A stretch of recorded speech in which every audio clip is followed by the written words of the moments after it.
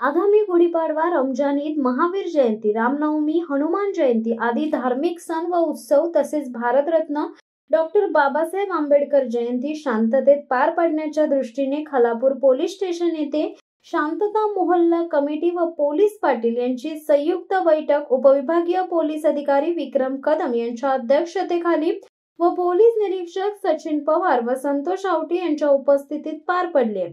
धार्मिक व जातीय तेढ, सलोख्याला, राष्ट्रीय एकात्मतेला बाधा पोहोचविणाऱ्या, एखाद्या विशिष्ट समाजाला भडकवणाऱ्या कोणत्याही पोस्ट सोशल मीडियाद्वारे फॉरवर्ड करू नका।